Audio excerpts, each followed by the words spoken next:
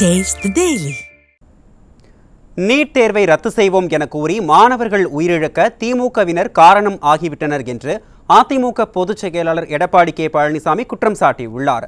விழுப்புரம் மாவட்டம் வானூர் தொகுதிக்குட்பட்ட திருச்சிற்றம்பலம் கூட்டுச்சாலையில் மக்களை காப்போம் தமிழகத்தை மீட்போம் பிரச்சார சுற்றுப்பயணத்தில் எழுச்சி உரையாற்றிய அவர் குடும்ப ஆட்சிக்கும் வாரிசு அரசியலுக்கும் முற்றுப்புள்ளி வைக்க வேண்டும் என்று கேட்டுக்கொண்டார்.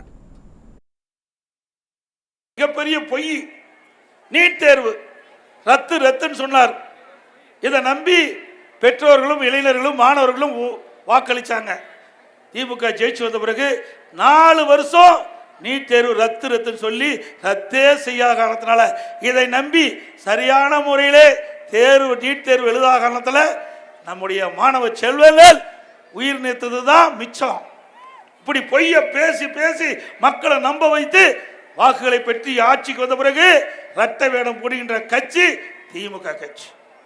அதற்கு முடிவு கட்டிட்ட தேர்தல் 2026 தேர்தல் என்பதை எண்ணி பார்க்க வேண்டும். அதோட இன்னும் சிந்திச்சு பாருங்க, திமுக குடும்பத்தில் இருக்கிறவங்க தான் அதுல பொறுப்புக்கு வர முடியும். கட்சியிலும் சரி ஆட்சியிலும் சரி. முதல்ல கருணாநிதி இருந்தார், அப்புறம் ஸ்டாலின், இப்ப உதயநிதி, பின்னாண்ட இன்பநிதினு ஒருத்தர் வரார். என்ன பட்டாவா போட்டு வச்சிருக்குது? என்ன மன்னர் ஆட்சியா? குடும்பத்தில் இருக்கிறவங்க தான் பதவிக்கு வந்துட்டு இருக்கணுமா? ஏன் இங்க நிக்கிறவங்க யாராவது முதலமைச்சர் ஆகக்கூடாதா? ஆக குடும்ப ஆட்சிக்கு வாரிசு அரசியலுக்கு முற்றுப்புள்ளி வைக்கின்ற தேர்தல் 2026 தேர்தலா இருக்கணும். ஏற்கனவே இந்திய நாட்டில் மன்னர் ஆட்சி ஒழிக்கப்பட்டு விட்டது.